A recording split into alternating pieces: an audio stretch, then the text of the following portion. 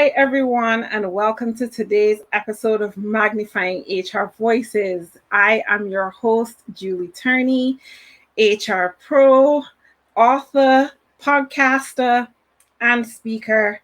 And I'm so happy to be here today to have this conversation with you. Remember, this is Magnifying HR Voices. The show is not just about me and my guests. This show is our show. The conversation that we are having today, as you can see running on the ticker, is we are talking about going from burnout to brilliance. And to have this conversation with me today is my dear friend, Brittany Brathwaite. Now, I've known Brittany for years, and she's always been one of those stalwart HR professionals when it comes to labor legislation and policy. She's the one that I go to get my support and my advice, because you guys know, as HR professionals, it's impossible for us to be good and great at everything. And while I know legislation and while I know policy, there are times that I need that extra guidance and that extra advice. And Brittany Brathwaite is my go-to person. She is my HR hero. I love her very dearly. And when she gave her experience recently at the Caribbean HR conference about her burnout experience and her process of coming through healing, it just blew me away and gave me an added respect for Brittany. And so she agreed to be here today to share that story with you guys. So I'm going to bring Brittany up. While I'm bringing Brittany up, please let us know, where are you joining us from? Say hi, give us some love, let us know that you're here, and we will continue this conversation from burnout to brilliance. Brittany. Hello. Hey, how are you doing? I'm well. I hope everyone is well as well. Thank you for having me today. Oh, my absolute pleasure. And I think that this is a story that needs to be told. As I have said this to you before, every time I think of you, I always think of you as this strong, amazing woman who just does, like, there's nothing you can't do. And so when I think of you, when I experience or interact with you, I just think of, like, Brittany is just so amazing, and you give so much to the HR community. When you told your story, I was like, oh my gosh, like, this story needs to be told. And I feel like this is a story of that so many of us experience, right? I've always said I had 2 bouts of HR burnout. My last set of HR burnout was in 2018. I know it's not easy, and we're here to share our stories today. But we also want the audience to share their stories today too. So tell us, have you ever experienced HR burnout? When was it? What brought it on? What are you doing to heal yourself? As Brittany shares her story, I am going to jump off the screen so that we can kick things off. I'm seeing a couple people here. Hi, Gail. Hi, Jolene. Hi, Anne-Marie. Nanda. Joanne. Trinidad is in the house. Canada is in the... India is in the house. Brittany. Barbados is in the house. The UK. Jolene technically is Beijing. But Everywhere. here, yes, that's what I'm telling you. This is what happens with this show. Everyone from all over the world turns up to have this conversation, and this is a needed conversation. So what I'm going to do, Brittany, is I'm going to jump off the screen Sure. and give you the opportunity to tell us your HR origin story, and then I'll jump back in and we'll start our conversation. Absolutely. So I think I had quite, and I think I credit having a distinctive story with where I've progressed and how I've progressed in my career. I actually did not start in HR. My love is policy, and my love is national and regional policy, labor policy, that is, as well as international policy. And therefore, I had my first start with the Barbados Employers Confederation. And that organization focuses on advocacy and lobbying for employers. And it really gave me such a broad start, because I started as research assistant and then I went into doing advisory services. It gave me opportunity to travel, to do extensive training with the ILO, with the ITC in Italy, do an employers training in Spain. So that exposure, so young and so new in my career and so fresh in my career, really helped me to refine what I loved and what I didn't really love about, the broad sphere of HR. When I, got my first HR role, pure HR role, I would say, then I further refined, and I recognized I still needed to hold on to my passion. So you see me volunteering here and on a committee here, etc. So I still keep my writing and policy contribution skills up to par. But I think because I had that very broad beginning, being good at HR and loving what I do has come so naturally, because it's kind of always what I've done, and I've been able to refine and go into the areas that I love a bit more with my consultancy, etc. So that really is where Brittany started and how I would have morphed into the general HR sphere from a very broad background and then refining based on my HR role. And from origin, where I am now, I lead a group of companies. I'm the head of HR for a group of companies here in Barbados, and I also have my consultancy firm, which is a regional consultancy firm, and that's of course my passion project because that's what I love to do. Awesome. Thank you, Brittany. I think that you were being a bit humble to yourself because you did not tell Yes, the people that you run the local HR association for Barbados, which is HRMAB. yes. You are very integral in writing legislation and policy for Barbados from a business perspective. You are very involved and very vocal when it comes to being treating employees right. So, and you also lecture, you teach labor policy as well, don't you? Why are you telling people the whole tell people the truth, man? Like, Ah, yes, I've been the president of the Human Resources Management Association of Barbados for the past 3 terms. yes, This is my final term. I've also worked with the Caribbean Employers Confederation regionally, which has helped me to contribute to regional policy. I sit on the National Human Resources Information um, Policy Development Committee. So I contribute to national policy as well in that sphere. And yes, I do lecture. So I lecture at multiple organizations, one of them being a tertiary and postgraduate organization here in Barbados. So yeah, that's a little bit. you see, even Jolene agrees with me. Tell the people, like, don't hold back. This is your moment to tell the people who you are, But people what you been do. told. But Yeah, people been no, told. good, good. Awesome. So let's kick off our conversation. We've been talking a lot, and I've been talking a lot, whether it be with my clients or fellow HR colleagues, about how we have gone through COVID-19. Let's start your journey to burnout as we talk about how COVID-19 started out for you. What was that like in terms of policy, people, your organization that you're running and the people that you're working with, and then your consultancy? Like, what was it all like for you? I would say that when I saw the question, this is when I kind of smirked because COVID-19 did not start in a progressive way. It was almost like thrown on us. Hmm. And I think it's as much as us in the region, and particularly in Barbados, we saw the manifestation of, the lockdowns, etc. Other places, I think when March 26th would always be a very, distilled date in my mind Yes. because that's the date that we started in my primary company. We started to lay off over 450 people. And I remember that because that date just came on me literally like a train. Yep. I think we had been hearing things in the region about, cases popping up in Antigua and cases popping up here. But when we finally got to the point where there was the lockdown on our doors and on our shores, it didn't feel like a creep. It felt like COVID-19 came on me like a ton of bricks. And when it came, I don't think I ever stopped. Mm. Like it came on March 26th, and that was it. Like it felt as though that then became the modus operandi living through COVID. Yeah, so Hmm. it didn't creep up. It No. came like it was, as the Bajans would say, it was pelt on me. So, Yes. Ram. And I bam. think, yeah, and I think that was the case for most of us. What happened next in terms of, there were a lot of things that were happening in terms of educating HR professionals.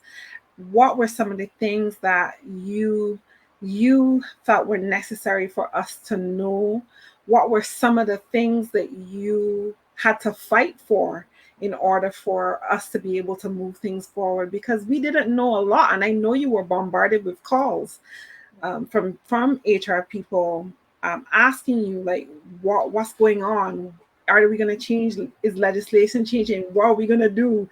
So you were coming at it from different angles. Not only were you dealing with it from an organizational perspective, but you were dealing from it with it as an advisor to HR professionals. What was that like?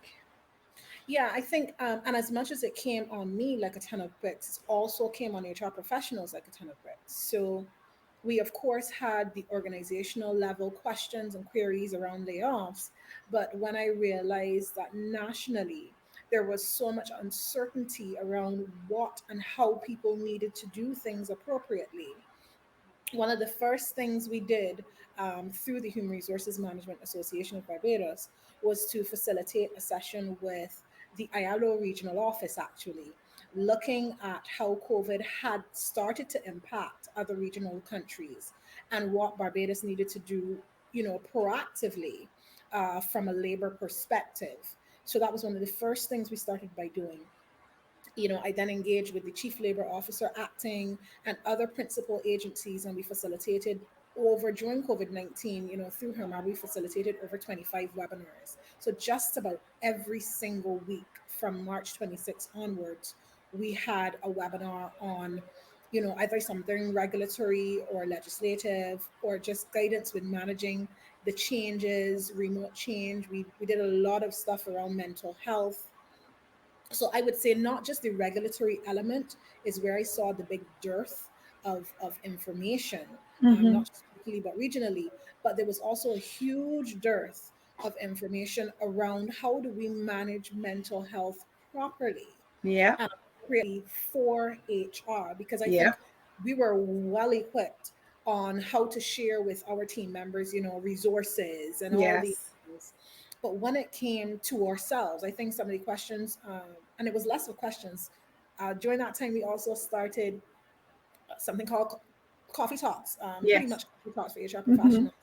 And it literally was just a venting session because professionals needed somebody to vent to. It was Mm-hmm. extremely difficult time, and nobody was saying to those in our sphere, listen, you need to take care of yourself because by December, what you're feeling is not going to be burnout, is going to be burnt. It is going to Mm-hmm. be burnt to a crisp.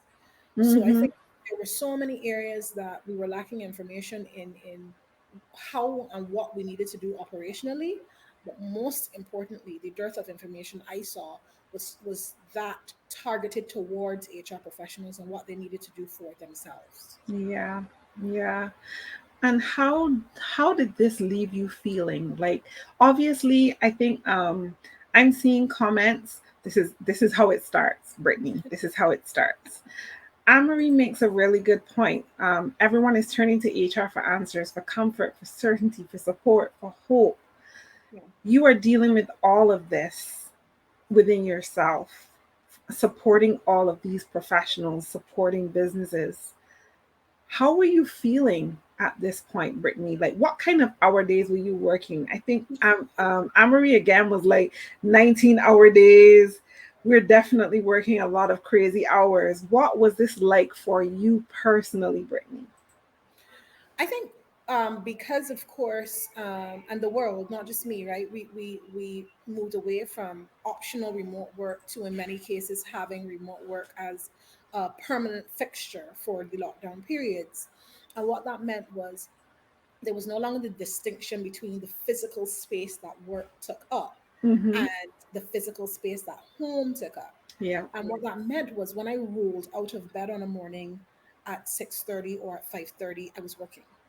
And when I sat down in bed at night, I was working. And when I fell asleep, I was working. And the cycle repeated itself over and over and over. And the more I became accessible, the more I became accessible.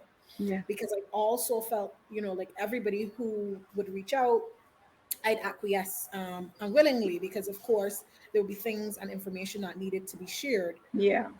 But if you ask me one huge thing that I've learned um, coming out of COVID-19 and dealing with burnout is that as professionals, we have to be very decisive Mm-hmm. um, and really handpick what we want to be involved in, particularly where you find yourself having a platform. Yep. Otherwise, you end up involved in everything, Everything. and there's nothing left for you or for the Mm-hmm. people. So Yep. I see, persons in the chat saying HR is everything to everyone, Yep. and common analogy on the airplane, they always tell you put on your The life oxygen insurance mask. first. Mm-hmm. And we take that analogy when we're talking about our family, but HR also needs to live by that analogy. Yep. If we Yep. are not taking care of not just ourselves and our physical body, but the way in which we do our job and the way in which we either enjoy it or not enjoy it, we can't Mm-hmm. give our best to the people who need us. Exactly. I have a new saying that I live by, which is practice what you preach or change your speech. Absolutely. Because if we are, telling other people, you got to get help, you got to do what you need to do to take care of you, it Hmm. is adamant and extremely important that we as HR do that for ourselves. It's unfortunate that we're not doing that. And as a result, we're ending up in these situations of burnout. So tell us, Brittany, when did you realize that what you were doing was no longer sustainable? I only realized it when I stopped doing it. So, you know, around October, I decided, okay, I'm going to take a bit of a break from being involved, particularly with doing lots of press and committing to doing a lot of writing, etc. Um, and I'm literally just going to take 2 weeks. And during that 2 weeks, I felt literally bewildered. I was like, okay, what am I doing? Mm-hmm. I have something to do every minute. What's going on?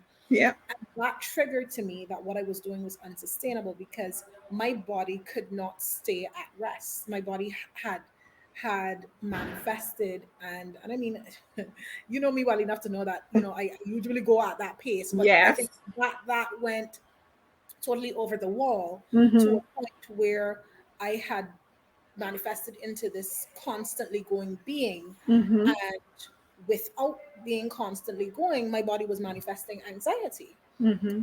I obviously hadn't recognized that appropriately until I started therapy later in the year, but we can get to that. Mm. But I didn't recognize what I was going through was high functioning anxiety because Piety. I Yeah. didn't have a checklist to check Mm-hmm. what was going on. And I think a lot of us as HR practitioners function and we have high functioning anxiety Yeah. because we always have a checklist. There's Mm-hmm. always something to do, there's always something to be done. And Yeah. that's lovely. I still have that. But Mm-hmm. what I've done now is to curate that. It's one thing Mm-hmm. to have it, but it's a different thing to curate that. Yeah. And curate that by being picky with what you're involved in, being picky with what you commit to. Mm-hmm. And for me, a big part of that was also, rescinding myself a little from social media because there was just so much going on Yeah. all the time. Mm-hmm. Um, Visibility was something that I didn't think I needed at that time because I Mm-hmm. needed my personal sanity Yeah. a little more. So yeah, the sustainability or recognizing it was not sustainable only came when I started to sit still and anxiety started to creep in. Because you had time to process it. Absolutely. Yeah, you had time to feel what your body was feeling when that adrenaline rush settles down. Mm-hmm. It's not pretty. So let me ask you this: how long did you sleep for? Yeah, I mean, my nights, I wasn't really sleeping, if I would be honest. Uh huh. I wasn't resting. I'd probably get a couple hours sleep, and then it'd be up and going again, and that obviously went on for a number of months last year. Yep. But I would say, the real crash came in December. Yep. And of course, for those of us who celebrate the festive season, and somebody talks about power in the pause, absolutely, Mm-hmm. because when the pause and the real pause came in December, Mm-hmm. it really triggered something in me. Like, Uh-huh. what is going on? I was, business was doing phenomenally well. I've continued, and I'm so grateful for the platforms that I continue to have, Right. but I felt a crushing level of anxiety, and Mm-hmm. it was the pause time. If anything, I thought, anxiety should have been hitting me like a ton of bricks when I was in the middle of everything that was going on. But Mm-hmm. listen, I was killing it during Yeah. that time. That was Oh, and my therapist says this all the time. You're killing it because that's what your body's accustomed to. yep. But when I paused in December, I was like, oh my goodness, this is crazy. Mm-hmm. Uh, I'm feeling crushed. Anxiety is literally going to kill me. Yep. And that that December really came the hard blow. I felt as though if anything had gone wrong in December, it would have threw me in on the deep end into depression. Yeah. And I also was diagnosed with, not just high functioning anxiety, but my stress levels were actually off the stress level chart. So I had Mm-hmm. taken a stress test with my therapist, um, and so on. And she literally told me what Jolene is saying in the chat. You're gonna either stop or I'm going to stop you. And, Yes. and that's what my therapist had to say to me. So it wasn't a medical diagnosis, and I want us to recognize this as professionals. We are trained to look for the hazards in the physical sphere, Yep. but there are hazards that exist outside of that physical sphere. Because my body, I was working out, my body was physically well. Right. My mind and my subconscious, and the first trigger of that was recognizing I wasn't sleeping well. Mm-hmm. I was ignoring that. Right. Yeah, December, it's where it all kind of came to a head, where I Right. decided I needed to make a change. Okay. And this is where we're going to stick a pin right there before you go into our second part. But um, I see Gail asking a question like, is it normal for HR practitioners to function as high function, experience high functioning and anxiety? And the answer, Gail, is yes. Most HR professionals are functioning as high functioning anxiety, and it's something that just continues until we either stop and do something about it, or our body stops us and makes us do something about it, or our doctor stops us and makes us do something about it. For me, it was my doctor, because I got to the point where I started having facial spasms. Wow. I started having spasms in my left eye, and I started to feel Wow. like my left side of my face would make these movements. Yeah. And so when I went to my doctor said to me, your blood pressure, my blood pressure wasn't high. Like you, I'm not the most fit person, but I do walk or I do swim. I love to swim. I think those of people who know me know how much I love the sea. So I do swim. And I was eating pretty okay, and then not so okay. So it's almost like you had moments where you would binge on food, and then I had moments where I wouldn't eat at all for days, or for an hour, hours would go by, Right. and I wouldn't feel hungry because there was just work to be done. So when my face started to make these involuntary movements that made me not look so cute. And that was my first trigger of, look, I need to go and get some help. Right. And so when I went to my doctor always said, look, your blood pressure is fine, cholesterol fine, all those things fine. However, you are heading for something that really isn't going to look pretty on the other side if you don't do something about it now. And if you are an HR professional who is very similar to me, like I very rarely take sick leave. My doctor has to force me to take sick leave. Hmm. And when you give me that orange slip, I almost want to throw up. in my throat. Like I feel like, what? No, I can't take sick leave. I've got things to do. And my doctor would be like, nope, if you don't take this sick leave now, you're not going to be able to do the things that you need to do. Yep. So I had to get help. How Yeah. did you go about seeking help? I also wanted to say, Julie, before I go Yeah. about addressing that question, the twitching happened from your butt. There we go, ignoring signs. My, Uh-huh. I actually thought it was just like an eye twitch, so I No. actually never addressed it, to be very honest with you. Oh, So it sweetie. would frequently happen here, and I just thought that my eye was twitching. But thank you for that. So now I know Yeah. that it's far more common than It's I part of thought. that. It's part of that stress. It's part of that burnout process. It Wow. almost feels like you're going to have a stroke. Yeah, and I mean it's so bad. Sometimes I just have to close my eyes. So Yep. thank you guys. Here I am. We're sharing things. Yep.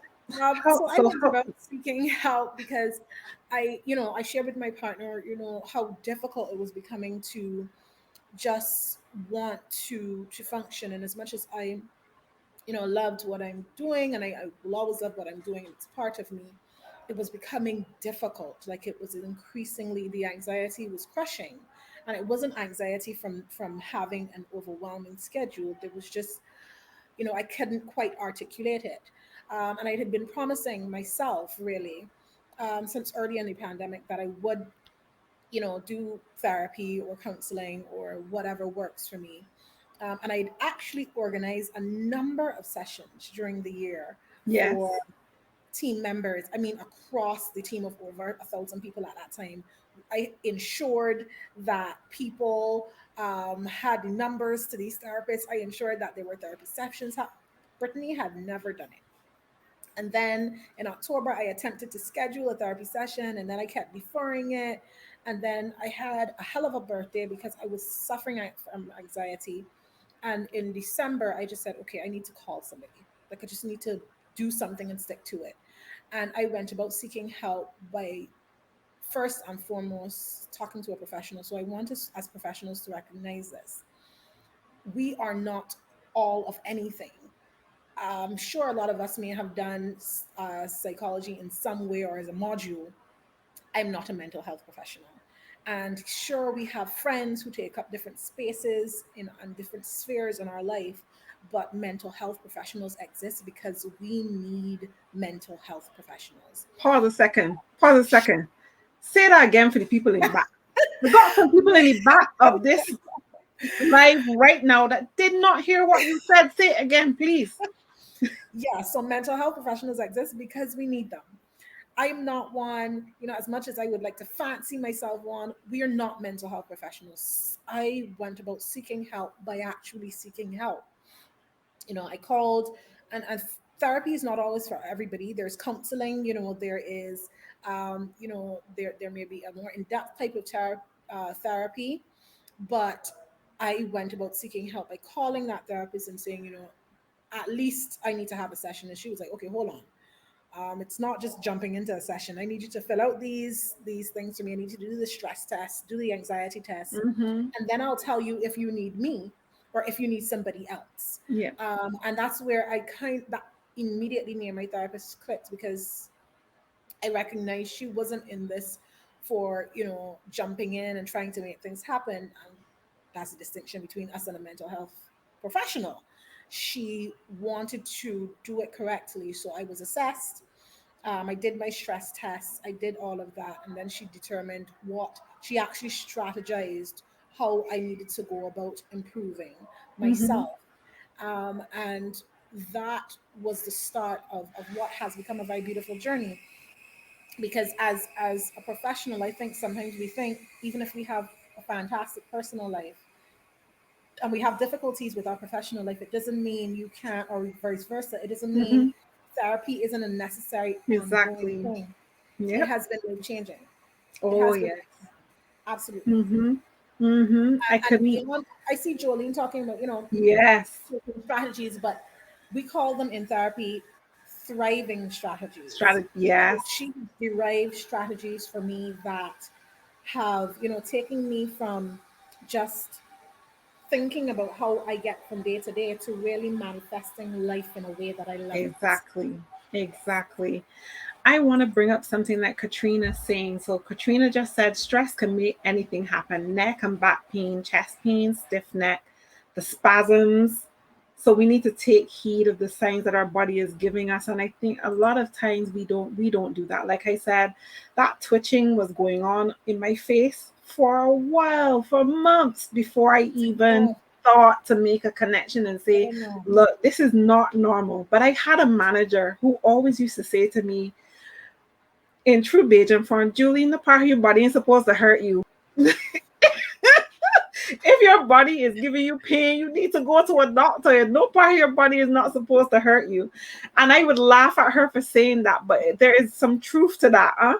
When you realize that there are some pains that are happening and it's not associated with exercise or, doing strenuous work, Mhm. and you're feeling strange pains in your body, you need to listen to the signs of what is happening with your body. And even if you just go to the doctor and ask a question, do not Google it, I beg you. Go to the doctor, ask a question, Yep. and get some answers. Either way, while you have paid that expense, it probably saved your life. So don't hesitate to do it. I think that's something that we as HR professionals um, lack when it comes to taking care of ourselves. Mhm. I have said this. If I've said it once, I've said it 1,000 times. It is all over my LinkedIn feed. Anyone who interacts with me, Brittany, I am always talking about self-care in HR. We as HR professionals, we create EAP programs, but we never go. We never go ourselves. We do it for the people, but we forget that we are the people too, and that we need to get that kind of support and that kind of help. It's the main reason why I became an HR for HR coach. I still do practice HR for the company that I work with. But at the end of the day, I coach HR professionals because I've seen this happen so many times. It's ridiculous. It's not sustainable. We need to change that. We need to change our mindset towards therapy and coaching. When I got therapy, it was I am still in therapy. Let me make that abundantly clear. I am still in therapy. I Same. still go to therapy and Same. I have a coach Yes. because coaches need coaches. Yes. This perception of being an HR professional and needing to be there for everybody and not taking time for ourselves and not getting a What's the therapist. fallacy Coaching there? and therapy go hand in hand. If you get the Yeah. right coach and the right therapist, it can be the sweetest mix. And I am in living proof that that works. It works. But a lot of times people go, "Oh yeah, I see that. Yeah, no, I'm so frustrated with this. I'm at this cross. I'm so vexed with this." But you want to vent. But there is a point in time where venting becomes negative. That's where my therapist says there's a Mhm. point in time where you need to move from just venting to action. Whether that action is you're going to move to another organization or you're going to have courageous conversations with the people you're working with to create an environment that is more conducive for you. But Yep. there's a point where venting is good and where venting is bad, and you need to break away from it and do something else. I think we also sometimes vent to those who mean well but don't have the skill set to actually help us. And this is where we really need to be careful with how we feed into each other as HR professionals. Because listen, of course, we may have similarities in what we are going through, but the reason that we need to seek the correct help is because those people tell us how to deal with it. If the only people you are venting to are people who are also venting, then you're stuck in a cycle. So Exactly. HR for HR also means saying to a person, listen, we need to get out of this cycle. Let's talk to somebody who can actually help us, because I think Exactly. we get stuck in a rut Mm-hmm. venting to each other and not seeking, because we The are the proper help for help. everybody else, we think Yes. we are the help for each other, and we are not. There are No. professionals out there who do this for a living, so let's get to it. Use exactly. And so, as you took this journey to self care and therapy and getting the help that you needed, How long was it into your journey before you realized that what you were doing was actually making a positive difference or impact on your life? I mean, I think part of recognizing that therapy is not is not a magic wand, No. was the first part in realizing Yeah. that that was the difference. That I had an individual role to play in curating a space that was, you know, more functional for myself, and that it Mm-hmm. wasn't just going to be my therapist every time I went there giving me all these magic points to go and to get it done, but that Brittany, had a personal responsibility to myself Yeah. to ensure I was curating a life that was functionable and was sustainable for me. So I would say that I'm still in that process of Yeah. making a difference. But I would say that when I recognized that it's not my therapist's role, it's not my partner's role, it's not my boss's role, I have to play an integral part in making the change I want to see in my life. And as corny or as played out as that sounds, if we sit and we really ask ourselves if we are making the changes we actually need, that's where the self awareness is lacking with a lot of us in making those changes in our life, because Mm-hmm. talking it, but we're not actually making the changes. We're not Yeah. making decisions that will mean, you know, having it or doing things in an easier manner. So I would say process still ongoing, process still in train, Yeah. but it Mm-hmm. really, that really, I really felt like I was making a difference when I started to make a difference, and I Yeah. started to make different choices. Mm-hmm. Yep. I'm so proud of you. I am so proud of you. It is a continuous journey. It's a process, it's a journey, it's something that is ongoing. As long as we are in this role, as long as we are in this function that we call human resources, our road to self care, self discovery is going to be a continuous journey. I love what Lillian is saying here, and I'm going to share it. She says that people default to offering advice based only on their own experiences versus being objective about the other person's experience and makeup. A coach and therapist can facilitate the self-exploration to lead toward identifying solutions and actionable steps centered specifically to the individual. That's what we do. That's what we do. And it's not for the It faint doesn't of mean that I heart. don't mean well. I mean, Mm, we mean well, but yeah, you simply don't have the tools to no, help this person move beyond that rut. exactly. And you know, we just need to recognize. And sometimes it takes us saying to our friends and to our colleagues, "Hey, we've been talking about this for a long time. Are you getting help? Do Yeah. you need a recommendation? What's difficult here that I can't assist in?" And I would also say here that we are so often givers, naturally, those of us who Yeah. have chosen this field, that we also we sometimes find ourselves in this rut and we don't know how we've gotten there.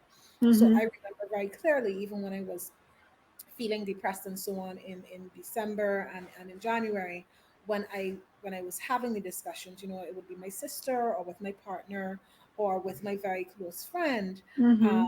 and it's just her, my partner, and my sister who knew, you know, that I was in this depressive state. And I mean, doing a ton of work, you know, doing all of this and business doing fantastically well, but somehow the anxiety was so crushing that depression was creeping in. Yeah. And I think what we also need to recognize as professionals is we stagger ourselves as givers so much that then when we need the assistance, there Mm-hmm. isn't that there isn't that resource pool of assistance. There's usually a lot of people still asking, and even in the way that we forge professional relationships, we have to be cognizant about that, because we have to be aware that we are in reciprocal relationships, professional relationships. Yeah. As HR professionals, I think we Well, is that my Wi-Fi or is that Brittany? We'll give it a couple seconds to turn. It's both of us because you disappeared and I There you disappeared go. at the same time. And So you're back. maybe it's the flag. Yes. Yeah. Um, right. So I was just saying, I think it's really integral for us to ensure that we're in reciprocal relationships, Mm-hmm. in the way that we forge personal and professional relationships as HR professionals. A lot of us, by nature, we are people who will give in this profession. Yes. But we find ourselves, and you see a lot of people going into depression and states of anxiety, etc. And there are very small circles that they can turn to, or we find ourselves going through these patches and we're losing friends or we're losing colleagues, um, whom we would have assisted extensively in the past. So I would say also think about that element of your life. Are you engaging in reciprocal relationships, Yes. and ensuring you're not pouring too much from that empty cup? You have to be continuously aware of that. Yes. I love that point that you made, Brittany. As a matter of fact, I have two experiences where I had clients who were struggling in their personal relationships with their partners because you get to a point where you're constantly complaining about your job to your partner. Your partner can see the pain that it's causing you, and it starts to Yeah. pain your partner. And it, how do you have that conversation of, look, really, I should not be telling him or her all of these things because it clearly is causing them vicarious trauma. Mhm. So there are times that we have to be very careful about who we pour into. So one of the things I always say to my clients, what if you're married, if you have a partner, whatever your situation is, I want you to move that point of that situation of where you're venting to your partner and vent it this way, which is why I have a vault. What happens in the vault stays in the vault. You can put it there, you can scream, you can get a pillow, you can get whatever you want. Because there comes a point in time where it impacts our personal relationships with our loved ones, our partners, whoever we're venting to the most. And they hate to see us in pain. Then when we're dealing with that burnout, that anxiety, that stress, that fear, that all those things, they feel it too. And Vicarious that's why it's trauma is important real. and that's why it's important to seek, the help that can help us, because that person can also help you to strategize how you or where you have those discussions. Yep. So that's another thing for saying I'm I see sorry, yeah. Anne-Marie. I saw Anne-Marie, yes. It I made me saw laugh. Anne-Marie. And that's real, right? Yep. Because we have to think about how much we are sacrificing when we engage in our professional relationships. How much of ourself are we Mm-hmm. sacrificing? And that becomes very, very important, and hence therapy. It changes lives, people. Yep, definitely changes lives. I love Jolene's recommendation of journaling, something I always recommend to my clients as well. In fact, I give them a journal just to start that journey because journaling is important. And I cannot express the importance of mindfulness any more than I already do. The Calm app, and again, I will just repeat it for the sake of letting those who may have never heard me say it before. The Calm app changed my life. But the Calm app is that company Calm, they're doing great things. They recently just paid all of Naomi Osaka's fines from the French Open because she Oh, chose to wow. put her self-care first. But they also offer a free 1-year membership to HR professionals. If you are in HR, you have a wonderful opportunity, and it's not just mindfulness. They do breathing exercises, it's meditation, it's soundscapes, it's bed stories. If you're having trouble sleeping, centering yourself, the Calm app really helps. And it's not about kumbaya, it's just about giving you space and clarity, because we all think about these things a little differently. When I first recommended it to a couple of my male clients, they were like, Julie, I tell you I'm about the touchy feely stuff. But when they first experienced and started to use the Calm app, and they went through a couple of those mindfulness exercises. I Mhm. had one client call me and go, Julie, I cried for 3 days straight. Can't tell you why. You can't tell me why. You choosing not to tell me why. And if you want to keep that to yourself, go journal it. But the point is, it helps you to release a lot of the anxiety and the stress and the things that you haven't dealt with under the surface for so long.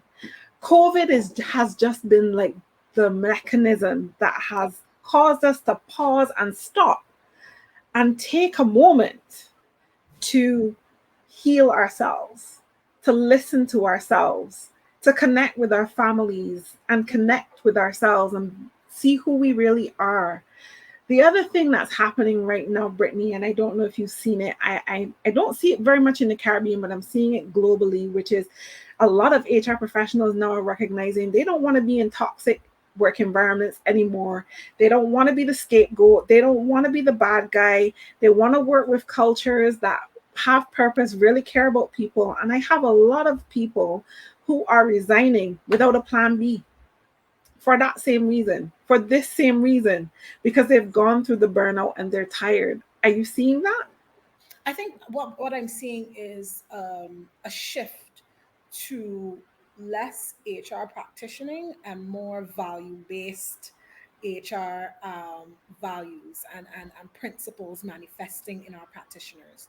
So people are shifting to that value based position, or where is this, and less even cultural fit, because sometimes you have Mm-hmm. to fit in with the culture, but it's more so people looking for a space that is honing and creating their values. And Mm-hmm. again, it's not just us, right? When we look at things, and there's a fantastic report, but a report by Deloitte that's issued annually, Yes. and Yep. they look at the trends that millennials and Gen Xers and Gen Yers are looking for, and the things they're looking for in working environments coming out of COVID 19. And they're looking for organizations that hone the values that they hold dear. And so it's not just HR that's having a mass exodus, but I Mm-hmm. think everybody, because of COVID 19 Yeah. and because of us having to take stock of what really matters. We are looking to take stock of what really matters in every sphere of our lives. Yeah. And that's the nucleus of this. It's that everybody has had to sit and recognize, okay, last year I was able to function with my family, and this is what is core to me. My dog is core to me, or taking care of my health is core to me. And now that we are readjusting to this new normal, if I can't do that anymore, can I really function in this job? Yeah. And not that I can't do it anymore, but they're just not making space for it when it's quite feasible. And I think Yes. that's really the nucleus of the frustration a lot of people are feeling. And the smart employers and the progressive employers are getting ahead of it, because Yep. they're recognizing that there's room to do more, there's room Mm-hmm. for those things to exist, and they're Mm-hmm. attracting top talent. I made this comment Yes. just yesterday in an interview that I did. The smart people, the smart organizations, the good recruiters are getting ahead of the curve, and they're recognizing, if this can work, if flexibility can work, why are we not letting it work? Exactly. Why are we not attracting people and allowing them to do what they love while doing what they love? Because both things Exactly. they love to do. Yeah. Exactly. I am seeing a lot of that. It's one of the reasons why I always say, like I'm saying now, like I'm not going to work in corporate again. I can consult, but I'm not going to go work in someone's organization again. Like that, I know that that is not for me. Like what is for me, this new journey that I am on, is not that. And I think a lot of people are recognizing that as well too, right, Brittany? I mean, like if you think about it, if you weren't doing what you loved outside of working in a corporate space, do you think that you would continue doing what you're doing right now, experiencing all the things you've experienced? I think it would come down very much to the space that I can fit into. Sorry, that fits me versus the You, space that I can fit into. Because I would have to be very selective in the corporate space that I go into. And I've really been blessed by finding a space that allows me to pursue other passions while being yes. great in my primary job. I've been really blessed to find that. I've also been blessed my primary job with a managing director who listens, and he's also quite young, but he listens. He Yeah. listens. He's in tune with the churning tide, and that is something that progressive organizations and their executive and their C-suite persons either need to adapt and hold on to, or you're going to be going out with the kite tails of everybody else, and that's just Oh, a fact. yes. Yep, it definitely is. Thank you so much for sharing that. Let's talk about continuous self-care. What are your plans for continuous self-care, Brittany? So I was thinking, because there are lots of things that I've been doing, and I would like people to not think of self care as a project. So let's start that. Self care is not a project. It's not a specific time frame. In the next 3 months, there's going to be self care because the next 6 months is going to be crazy. Self care has to be part and parcel of your schedule. It Yeah. has to be something sustainable. Mm-hmm. And I remember many years ago, and it was quite young then. I'm still quite young now, by the way. Of course. Watching, I don't know why you keep trying to age yourself. watching Eat, Pray, Love as a bride and Uh-huh. and hearing the term dolce far niente. And I've been to Italy many times, and I've lived in Italy for like a 3 month stints, etc. It's the sweetness of literally doing nothing. So it becomes less of self care as a project and more of finding that sweetness of Yep. enjoyment, Mm-hmm. enjoying play in elements of my life continuously. So, I mean, I've recently manifested um, a love for going to the beach. I did not, because the sand, that's a whole other thing. But the sand, the Listen to car, you. oh my goodness. But I absolutely, make it a habit of going to the beach at least once a week. Yep. I, I'm consistent with, my health, and, working out. I've gotten back into my workout regime, and there are little ways in which I find myself reassuring that self care is okay. So, an hour in the gym, I would probably spend an hour scrolling through and doing something else, or writing an article for a newspaper or something. I can spend an hour in the gym. I can do that. I can spend an hour at the beach. I can do that. I can commit to reading my book that I want to every month. So embedding those elements of self-care into our life Yep. is, I think, where it is at. It is Mm-hmm. self-care is not a some slotted out um, project. It is something that we have to embed in our life. I think Jolene said it. It's Yep. actually a way of A life. way And of life. it may not mean a massage every weekend. Literally, sometimes self care for me is, if I have a free hour, getting up and going and strolling the mall, grabbing a smoothie, and not thinking about anything for that hour. That is Yep. also self care. And yes, as Julian is saying, you can schedule it like Yep. everything else. You schedule other things. Yep. So yeah, schedule Yep. that. Get up and do something that is not Absolutely. structured. It doesn't have to be the gym. Go Mm-hmm. for a walk, Yes. do something with your children, do something with your dogs, do something with your Mm-hmm. pets, but something that brings you a level of calm outside of, fixating on getting that checklist done. Absolutely. I see a lot of people in this chat like to go to the hairdresser as their therapy. I Okay, love that. Katrina, Gail, Kerry. Could If be that's for what who? works for you, then yeah, do what works for you. Like for me, I have made it a non-negotiable that I don't work on Fridays. Right. Friday is my wellness day. I never realized how much I didn't know about my own home island where I live. Yep. I've discovered places that I never knew existed. I've eaten food. I've discovered new restaurants and cafes that I like to work in. And I just go and discover them, eat, and then I'll go back and work a day in the week. I've discovered beaches that I didn't know. I've met people that I haven't never met, like never taken the time to meet before. And it's not, I don't use it to shop. I don't use it to do It's anything just, but just yeah. do. Just do me. Some Fridays, I just stay in bed and watch Netflix all day. But I have made it a non-negotiable. Friday, I do nothing. I actually have, and Jolene, thank you so much for that, scheduled my self-care. So sometimes I showed someone my calendar recently because I was giving them an example of what it looks like. And you'll see in my calendar, like I have 10-minute slots. I have everything scheduled down to my children's school pickups, but I have 10-minute slots just for mindfulness exercises, just for breathing, just to Yes. take a breath. I shut my computer down. I don't do anything. I just take a breath. And I shut it down intentionally because if you look at my computer right now, you'll see I have about 50 different tabs up on my screen, and they all mean something and they're all important to me. Yeah. But when this show is over, I am shutting it all down.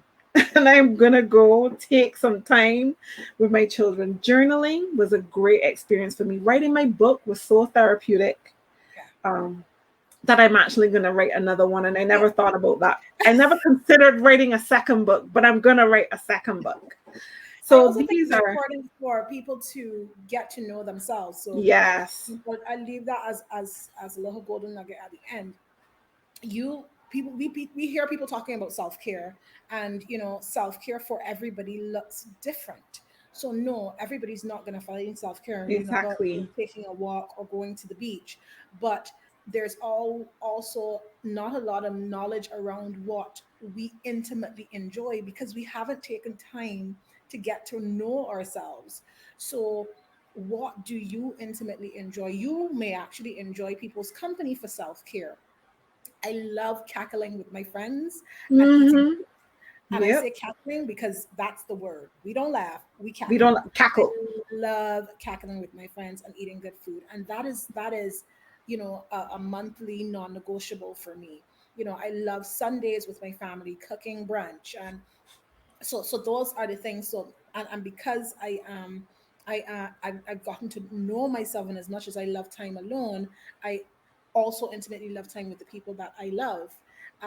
That is part of my self-care, but getting to understand yourself and what brings you. Please do not start your self-care journey by jumping on what everybody else is doing. Exactly. You need to understand what, in fact, because I saw Jolene talked about what feeds your soul. A lot of us don't know what that is. A lot of us Yep. see people doing yoga, so we do yoga. A lot of us see people Mm-hmm. working out, so we work out. You have to start at the nucleus, start at the core. What's good for you? For What do you you. actually like? And that's what Exactly. we find self care. I love Uh, that Latrice for getting her hair washed because yes, I can I I can know. align with that. Oh my goodness, I love that. I do not know what the bowl type is. Someone is going to have to educate me on that. I'm going Yeah, to it's on leave that for, Netflix. Apparently, it's pretty good. Apparently, it's yeah. pretty. Oh my goodness. I'm so far behind on TV just because there's just been so much to do and so much going Yeah. on. What advice would you give to HR professionals that are dealing with burnout? Like, I feel we've talked about this before. We've gone through the steps of continuous self care, and I think that that's just a repeat of that. So, what I would ask you is, what are your final comments? I don't believe, like, as I told you, the time flies. This is such a great conversation, and I'm always grateful for everyone who joins the live to have this conversation with us. And then there's so much activity that happens after the live. We have like 2 minutes left. What are your final comments, recommendations to our HR community who are locked in live today, thinking about their self care? I am so glad I brought up the twitching because it seems like a lot of you were not aware that that twitching is a problem. That twitching is a problem, huh? Those chest pains, that pain going down your arm, that little lower Yep. backache. And remember, heart attacks, the signs of a heart attack show different for women than they do for men. And Yes. lower back pain is one of, and jaw pain in your jaw is also a sign. So Yes. pay attention. Last thoughts and recommendations.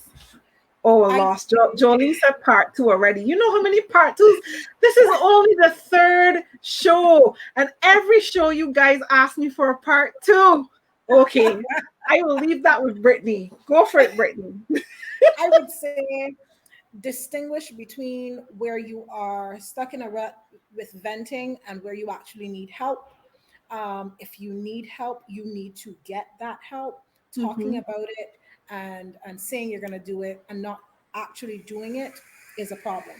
Yep. When you do in fact get that help, you need to recognize your individual responsibility to yourself. Jolene said that for you. I love Jolene, that. yeah. Me and this show and this part too. Thank you, Jolene. Recognize your individual responsibility to making the change that you need to see and to live for yourself. So your therapist is not going to work wave a No. magic wand. Mm-hmm. If you're going through any type of counseling, you need to be responsible for the change that you want to see. Recognize that everybody's journey is not your journey. So your journey to from burnout to brilliance, my journey will not be your journey Yep. will not be your journey, but it comes with knowing and understanding yourself Mm-hmm. intimately and knowing what in fact does feed your soul, so that Yes. whatever you're curating in your life helps you to enjoy, as we talked about in Eat, Pray, and Love, dolce far Yes. niente, the sweetness of I literally doing know. that. I love that Thank you movie. guys for having me. So well said. So well said, Brittany. And I know we are going to have future conversations because the part two is being called upon. So we must honor that. But yeah, tell the people where they can find you on social media. Where are you most active? Sure. Where can Sure. they find So, you? I mean, I'm not as active as I used to be on LinkedIn, and that's purposeful because I have been taking a social media sabbatical. But I always check my LinkedIn, so you can always connect with me on LinkedIn, Brittany Brathwaite. So it's literally my name, and I'm also available via my website, so thesourceconsultancy.org. If you do need any assistance or services, and those two mediums are fantastic to reach me because I am pretty much automatic with responses via those mediums. Yeah. Awesome. Thank you so much for joining me today, Brittany. Sure. I really appreciate it. You guys are awesome showing up every Wednesday at 12 p.m. Eastern Time to have this conversation with me. If you would like to be a part of this show and join the conversation, all you need to do is send me an email at contactus@hr@heart.co. Let me know what you want to talk about, and I will be happy to have you on the show. Up next week is my friend Sonia Lane Gartside, who is the author of the book Workplace Anxiety, and we will be tackling workplace anxiety a bit deeper. Brittany brought some awareness to it. We're going to talk about it a little deeper with Sonia next week as we talk about anxiety in the HR space. What is that like for us as HR professionals, and what are some of the coping mechanisms we can use? Sonia is amazing at this, and so I'm going to be looking forward to that conversation. Have you picked up your copy of Confessions of an HR Pro, Stories of Defeat and Triumph? No? What are you waiting on?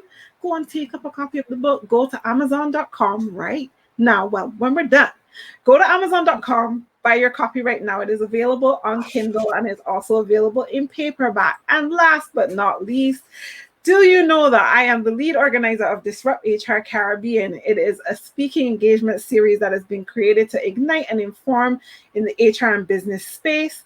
Coming up this Friday, we will be having our very last Meet the Speaker virtual event.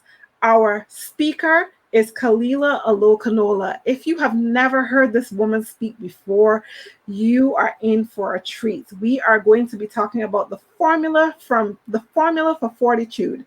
Now, the fact that she has the number 4 means I think she has 4 different formulas for you. But knowing Kalila, I'm not even going to spoil it. You're going to love it. So go to AirMeet. I posted it today on my LinkedIn profile. So we are going to be on AirMeet. You can take a look at that link and join us for Disrupt HR Caribbean. We are moving to face-to-face events going forward. So look out for that. But thank you so much for joining us. I am seeing all the comments, loving you guys, looking forward to Friday. Wonderful, wonderful. Tynesha Pharma, thank you so much for sharing all of those resources. You are absolutely awesome, and I appreciate you. Look out for something coming your way good very soon. Thanks, guys. Have a great one, and join us again for Magnifying HR Voices.